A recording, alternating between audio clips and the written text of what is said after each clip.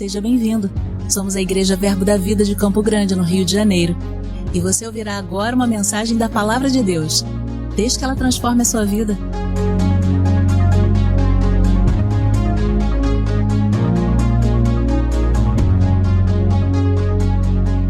Que bom que você veio.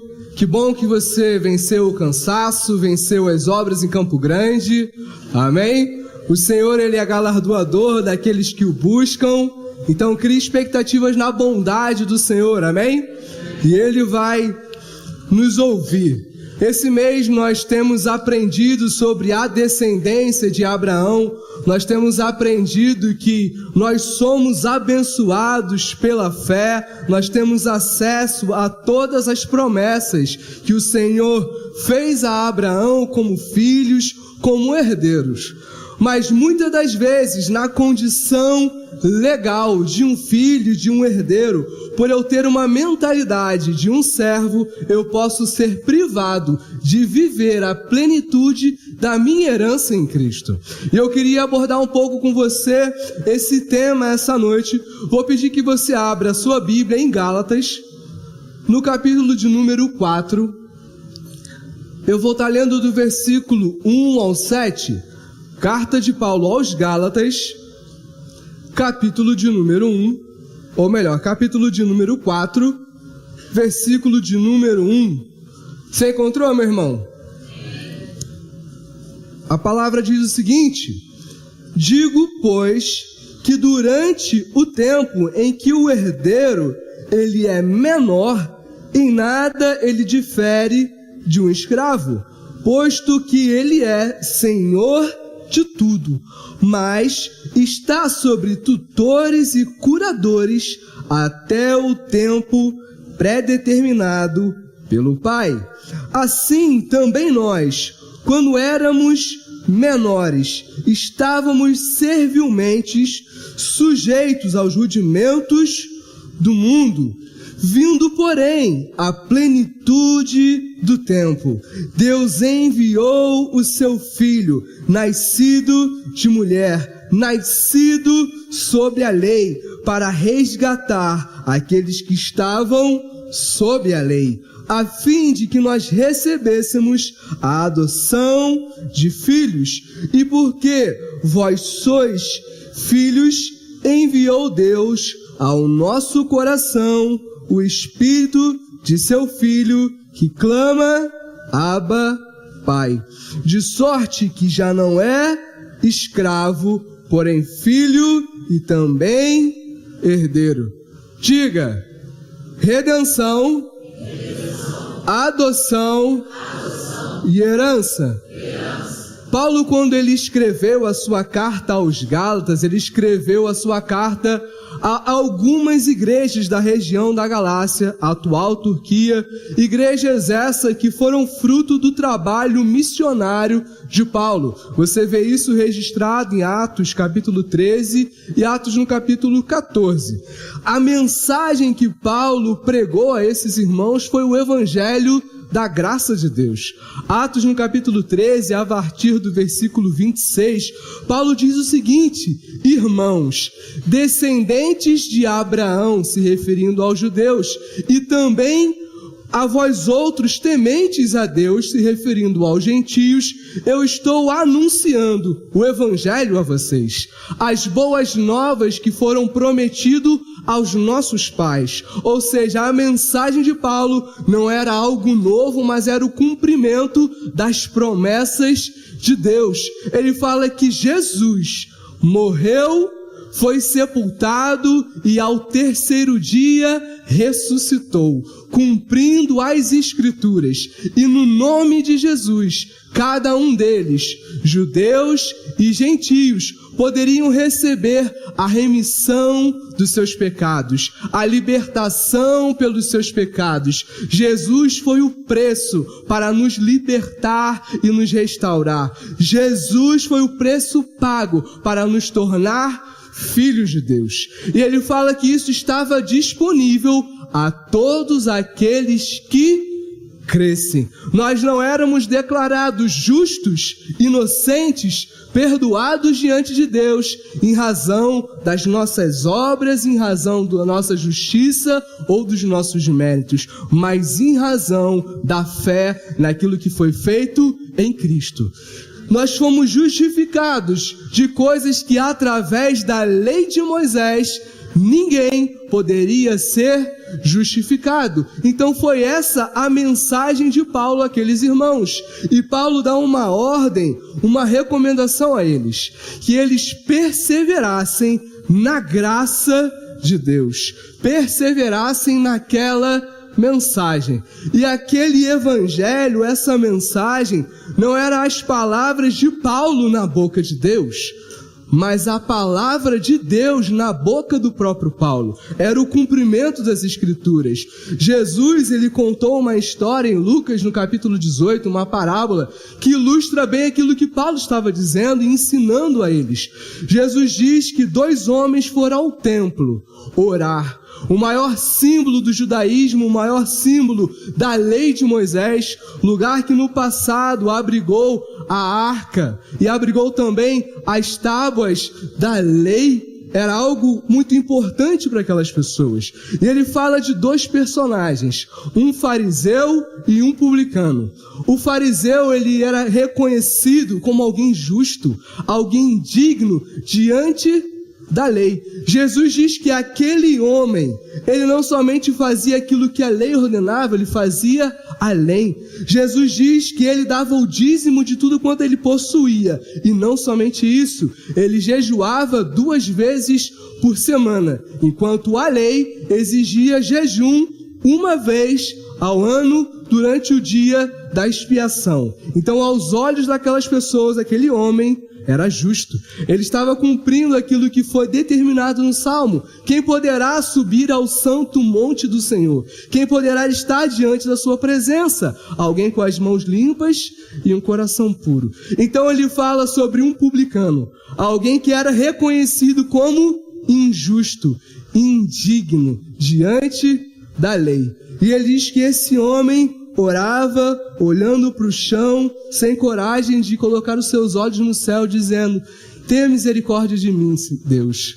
Sê solícito a mim, porque eu sou um pecador. Então Jesus diz: qual destes homens vocês acham que o Senhor ouviu? Qual desses homens vocês acham que foi justificado diante de Deus? E Jesus, para a surpresa de todas as pessoas, diz que não foi o fariseu, que foi o publicano, porque ele confiou que ele não poderia apelar para os seus méritos, para a sua justiça, para as suas obras, para ser justificado diante de Deus. Para a surpresa daquelas pessoas, Deus, ele não nos retribuía de acordo com as nossas iniquidades, não nos tratava de acordo com as nossas transgressões. Deus declara justo, inocente diante dele, um pecador que se arrepende. Alguém que confia na sua graça e não na sua justiça. Então são as palavras de Deus na boca de Paulo. Algum tempo se passa e aquelas pessoas não perseveram na fé. Alguns falsos mestres começam a pregar a eles um evangelho diferente de Paulo. Eles diziam que eles deveriam se circuncidar e guardar a lei. Deveriam guardar o sábado, deveriam guardar uma dieta que identificava o povo da aliança. Na lógica deles, na mentalidade deles, as bênçãos da aliança, a herança era do povo da aliança. Mas para se tornar povo da aliança, era necessário estar enquadrado nas regras, nos termos da aliança. Da mesma forma que um casamento. Então, para eles, a fé em Cristo não era suficiente. Era necessário algo mais. A graça não foi suficiente. Cristo não foi suficiente. E para que esse falso evangelho encontrasse lugar no coração deles, eles desqualificam Paulo como um apóstolo. Eles desqualificam Paulo como um apóstolo para desqualificar o evangelho de Paulo, a mensagem da graça de Deus. Então Paulo, nos 2 primeiros capítulos, defende o seu apostolado, defende o seu evangelho, até que no final do capítulo 2 ele apresenta um argumento que derruba essa mentalidade, derruba essa lógica. Ele diz: se alguém pode ser declarado justo diante de Deus, então por que Cristo morreu? Se eu e você pudéssemos nos salvar, por que o Filho de Deus foi morto, nu, pregado em uma cruz? Então Paulo começa a voltar a sua atenção não aos falsos mestres, mas aos Gálatas, aqueles que ele havia ordenado que perseverassem na graça. Ele diz: olha, vocês são insensatos. Quem enfeitiçou vocês? Vocês começaram pelo Espírito. Deus salvou vocês através da graça. Como agora vocês estão tentando aperfeiçoar, ajudar a Deus a realizar a sua obra? Como vocês estão confiando na sua carne e não no Senhor? Então ele apresenta o Evangelho e a lei como algo completamente contrário, oposto, porque enquanto a lei diz aquilo que você deve fazer, o Evangelho nos diz aquilo que foi feito em nosso favor. Enquanto a lei diz aquilo que você deve obedecer, o Evangelho te faz promessas e determina que você deve crer. Enquanto o Evangelho olha para a lei faz com que você olhe para as suas boas obras, o Evangelho faz com que você olhe para a boa obra de Cristo na cruz. Lei e Evangelho, a lei e a graça são auto-excludentes.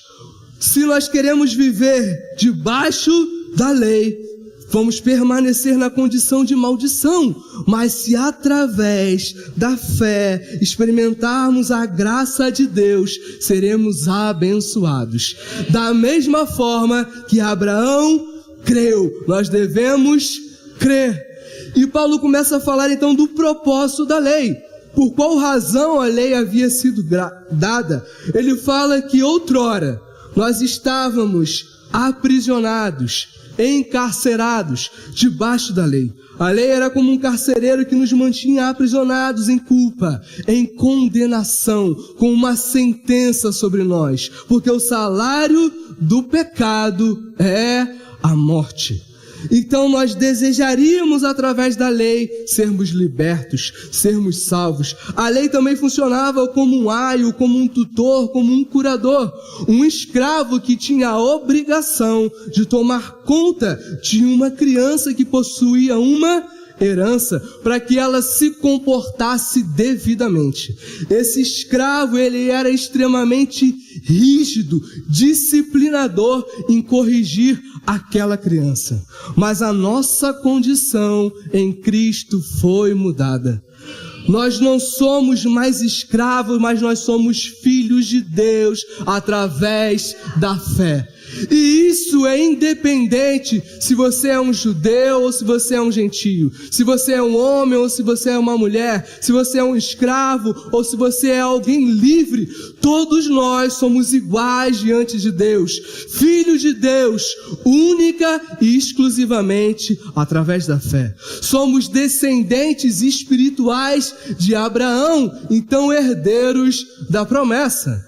Então ele chega no capítulo 4 dizendo: olha, aquele menino, durante a sua menoridade, ele tinha por direito, legalmente, acesso a toda a herança, mas porque ele não estava pronto, ele ficou submetido aos seus curadores, aos seus tutores. Assim foi no passado. Israel estava debaixo da lei. Não somente os judeus, mas todos nós, debaixo de rudimentos, ou seja, de uma mentalidade religiosa, baseado em uma justiça humana, em uma justiça própria. Mas chegou o tempo que esse menino, ele cresce. E quando ele cresce, ele tem acesso a tudo que é seu por direito, a tudo que é a sua herança.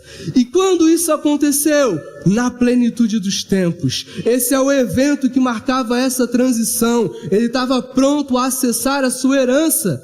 Quando aconteceu a plenitude dos tempos? Quando Deus, através da história, da religião, da economia, preparou tudo para enviar o seu Filho. Esse Filho nascido de mulher, nascido debaixo da lei, para redimir a cada um de nós. Ele nos redimiu da lei. Ele se fez maldição em nosso lugar. João capítulo 8 fala de uma mulher que foi pega em flagrante adultério. Aquela mulher é retirada, seminua e arrastada das ruas e levada até Jesus. Então os fariseus perguntam: mestre, a lei determina, a lei ordena que essa mulher seja morta, seja apedrejada. Então Jesus ignora aqueles homens, continua escrevendo no chão, mas eles insistem. Então Jesus diz: aquele que não tem pecado, atire a primeira pedra. Então, um por um, os acusadores daquela mulher deixam as pedras no chão e deixam ela a sós com Jesus. Então Jesus pergunta a ela: mulher, aonde estão os teus acusadores? Há alguém que te condene? E Jesus diz: eu também não te condeno. Ele libertou aquela mulher da penalidade da lei. Ele libertou aquela mulher da condenação da lei. Jesus nos libertou da culpa, da vergonha, da condenação. Ele se fez maldição em nosso lugar para nos abençoar com toda a sorte de bênçãos. O Deus que está nos céus não é um Deus com uma pedra na mão, pronto a nos punir, pronto a nos castigar. Ele tratou as nossas transgressões, punindo ao seu Filho, para nos tornar filhos, herdeiros de Deus. Paulo não fala somente que essas pessoas, cada um de nós, foram redimidas da lei. Porque se você fosse um escravo redimido, livre, você estava com a conta, de certa forma, num saldo positivo com o seu Senhor. E agora você poderia continuar servindo a Ele. E através do seu serviço, receber o devido pagamento. Mas Paulo não para por aí. Ele fala que nós não somente fomos redimidos, mas também nós fomos adotados. Deus não nos trata apenas como servos, Deus nos trata como filhos. Porque o reino de Deus e todas as suas bênçãos não são o salário de um servo, é a herança dos filhos de Deus. Ele não igualou, querido, a sua conta, Ele não eliminou o saldo negativo e te deixou no positivo para agora você servir. Então, através do seu serviço, da sua obediência, da sua justiça, você ter acesso àquilo que é dele. Não, você tem acesso porque você é um filho de Deus. Não é por conta da sua justiça, é por conta da sua filiação, do seu relacionamento com Ele. E Ele fala que nós fomos adotados, nos tornamos herdeiros, mas Ele enviou o seu Filho, ou o seu Espírito, ao coração dos seus filhos. E esse Espírito dentro de nós clama hoje: Abba, Pai. Ele nos assegura, nos dá essa garantia. Então Paulo está falando de algo que é nosso por legalidade, por direito, a herança, porque nós somos filhos. Mas ele também fala de algo que nós podemos experimentar, viver através do Espírito. Mas ele faz um apelo em seguida. Ele pergunta: olha, se vocês são filhos de Deus e não mais escravos, por que então vocês continuam a viver como servos? Eles tinham a condição, o status legalmente de acessar a herança, mas por conta da sua mentalidade de servos, foram privados daquilo que era seu por direito. A vida de um cristão não é um relacionamento entre um senhor e um servo, é o relacionamento entre um pai e um filho. E se nós quisermos acessar a plenitude da nossa herança, nós vamos precisar mudar a nossa mentalidade. Nós vamos precisar nos relacionar com Deus, não com base na nossa justiça, mas com base na nossa graça. Jesus ilustra isso muito bem em Mateus, no capítulo 20, onde ele conta a história de um senhor, dono de uma vinha, que foi até uma aldeia para trazer trabalhadores para sua colheita. Então, logo pela manhã, nas primeiras horas do dia, ele começa a contratar empregados, trabalhadores. Ele promete que ao final daquele expediente eles receberiam um devido pagamento, um denário. Só que durante aquele dia, apesar de ele ter os trabalhadores necessários, ele volta para a aldeia às 9, ao meio-dia, às 3 e às 5 horas da tarde. E ele promete que pagaria aquilo que era justo. No final do dia, quando ele vai pagar a todos os seus trabalhadores, a todos os seus servos, ele não começa por aqueles que chegaram às 9 horas da manhã. Ele começa por aqueles que chegaram às 5 horas e trabalharam apenas 1 hora. Qual é o pagamento deles? A mesma coisa que foi prometida às pessoas que começaram a trabalhar às 9 horas da manhã. E aquilo gera indignação neles, porque como eles poderiam estar recebendo o mesmo pagamento que eles, já que eles tinham trabalhado mais? E Jesus responde: por que vocês estão indignados? Eu faço aquilo que eu quero com aquilo que é meu. O que Jesus está nos ensinando? Deus não se relaciona comigo e com você com base no seu serviço. Deus não se relaciona comigo e com você com base na sua fidelidade. Deus não se relaciona comigo e com você com base no seu desempenho. Jesus está dizendo: a graça é do Pai e Ele dá para quem Ele quer. Irmão, repete comigo: graças a Deus. A graça é de Deus. Porque se fosse minha e sua, a gente agiria com base em justiça. Mas Deus se relaciona conosco com base em bondade. O salmista vai dizer: Ele não nos retribui de acordo com as nossas transgressões. Ele não nos paga de acordo com as nossas iniquidades. Se o salário do pecado é a morte, porque eu e você estamos aqui, nós recebemos vida eterna. Recebemos aquilo que nós não merecíamos, porque o Filho de Deus recebeu aquilo que você merecia, que eu merecia. Então, por que, se Deus nos chama de filhos, a gente continua a viver como escravos, como servos? John Wesley, talvez você não saiba, foi um homem muito importante na história da igreja. Ele diz que ele teve uma experiência que transformou a sua vida. Esse homem, ele era missionário, filho de pastor, pregador do evangelho, alguém extremamente zeloso e piedoso. Ele era cheio de boas obras, visitava orfanatos, hospitais, presídios, diante da lei, justo. Mas ele fala que um dia, enquanto ele estava ouvindo alguém expondo o comentário de Paulo aos Romanos, ele fala que ele sentiu o seu coração estranhamente aquecido. Ele fala que a partir daquele momento ele passou a confiar em Cristo e em Cristo somente para sua justificação. E descrevendo aquela experiência, ele fala: no passado eu tinha a fé de um servo e não a fé de um filho. Muitas das vezes a gente quer se relacionar com Deus com base nessa mentalidade. Lucas capítulo 15 é a prova disso.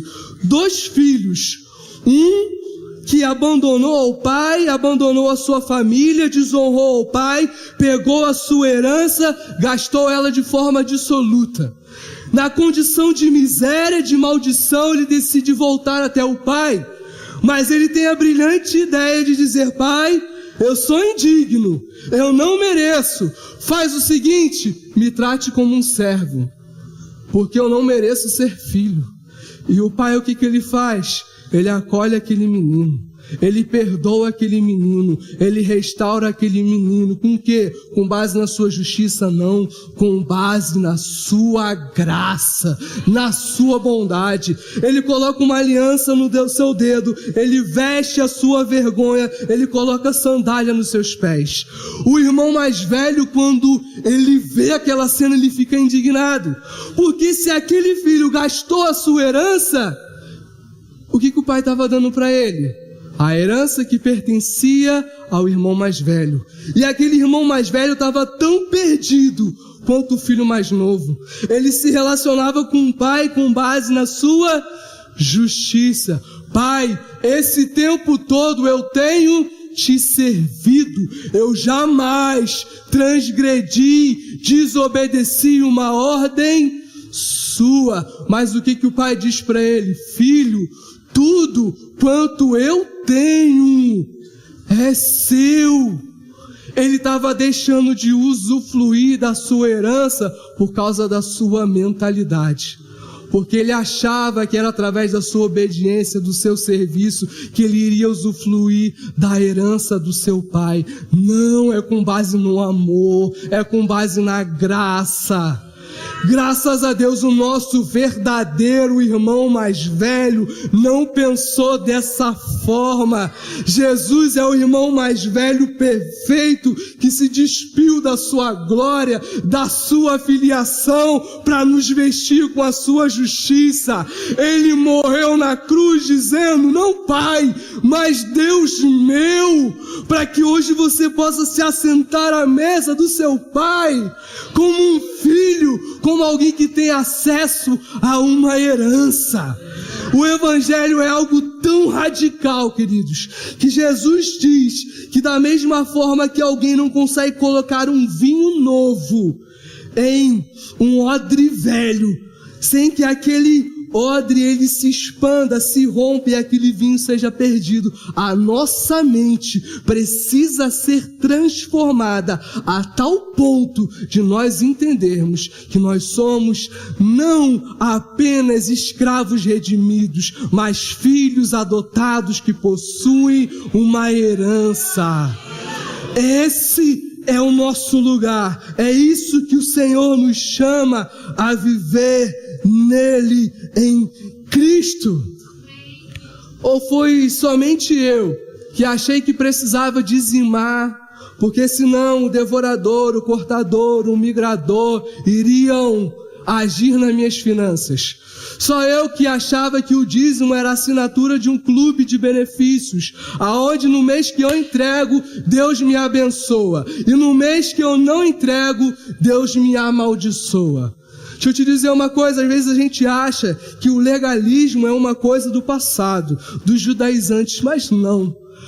A religião, de acordo com um sociólogo chamado Otto Maduro, é basicamente crenças, rituais e um comportamento que nos colocam em um relacionamento de bênção e de maldição com um ser que é superior a nós, que é ancestral a nós. E nós acreditamos que aderindo a essas crenças, praticando alguns rituais, tendo um bom comportamento, ele nos abençoa ou nos amaldiçoa.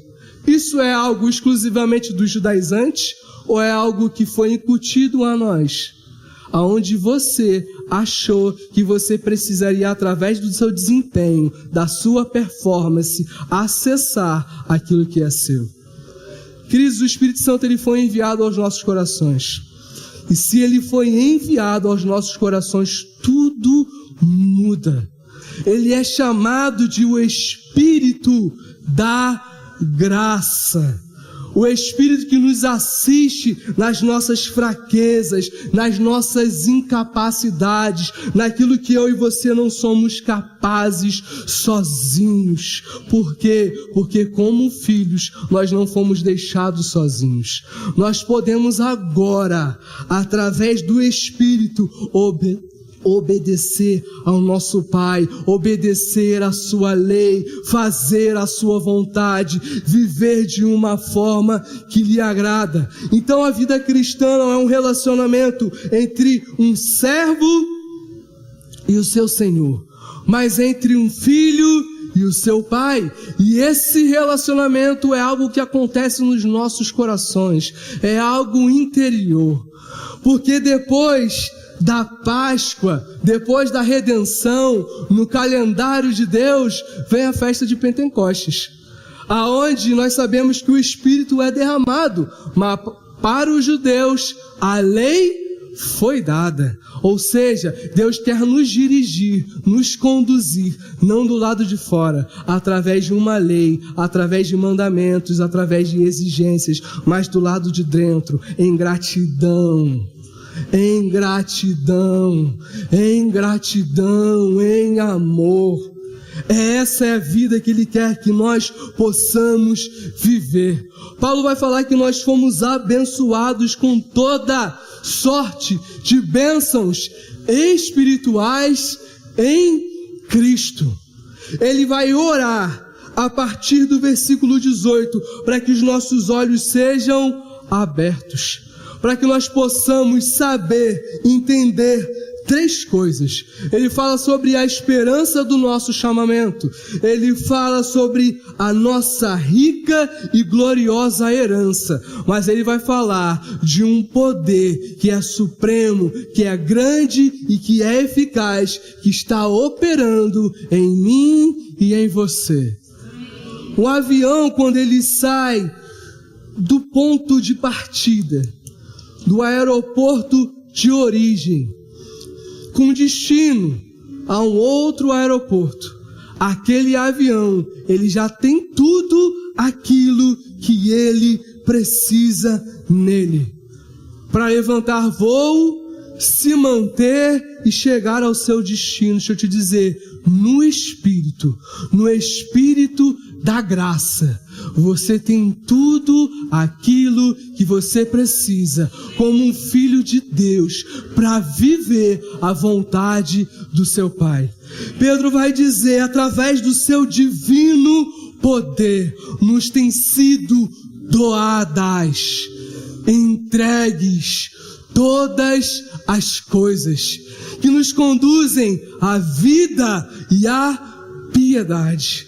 Tudo aquilo que você e eu precisamos não nos será dado, já nos foi dado, já nos foi entregue. Nós só precisamos descansar, repousar na condição de filhos e abandonar uma mentalidade de servos, uma mentalidade de escravos, e acreditar que é através das minhas boas obras, através da minha justiça, que eu vou acessar tudo isso. Não é por força, não é por violência, é pelo meu Espírito, diz o Senhor. Zorobabel, ele tinha um desafio enorme, algo que através da sua força, através dos seus recursos, das suas associações, ele era incapaz de realizar, reconstruir o templo do Senhor. Mas Deus usa um profeta para lembrar dele que a graça o assistia em tudo, que no amor de Deus nada lhe faltava. Muitas das vezes a gente está cansado e sobrecarregado, porque a gente está vivendo a nossa vida não como filhos que acessam a herança, mas como servos que trabalham para merecer algo. Isso cansa, isso é enfadonho, isso nos exaure. O Pai está nos chamando para viver hoje, não mais como um servo redimido, mas como um filho que foi adotado e tem acesso a uma herança. Eu queria que, se você se colocasse de pé,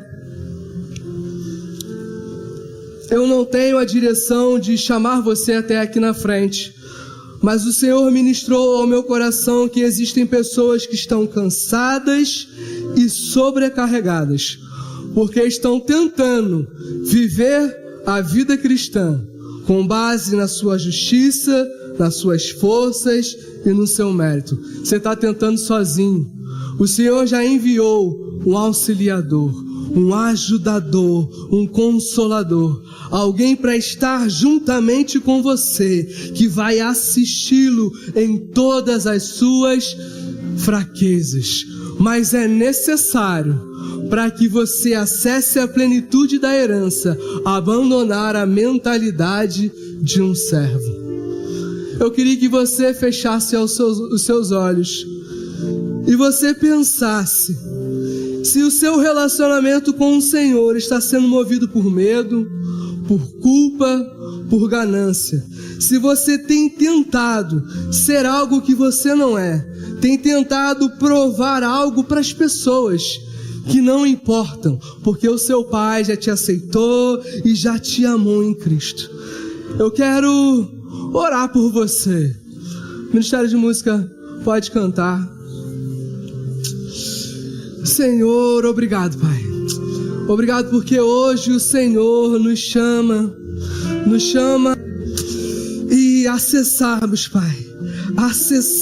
Pai, gratuitamente a nossa herança, a tudo aquilo que o Senhor colocou, disponibilizou diante de nós, Pai, como filho. A tua obra é completa, o Senhor nos redimiu, Pai, da lei, dessa mentalidade. O Senhor nos redimiu, Pai.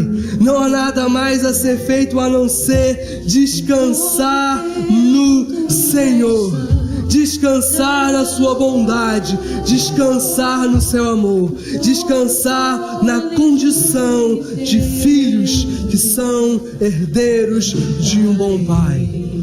A bondade de Deus.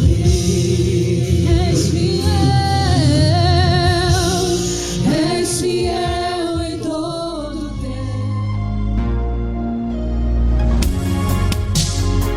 Ouça outras ministrações em nosso site verbodavida.com/Campo Grande RJ. Nos acompanhe também em nossas redes sociais, Facebook, Instagram e YouTube. Seja abençoado na prática dessa palavra.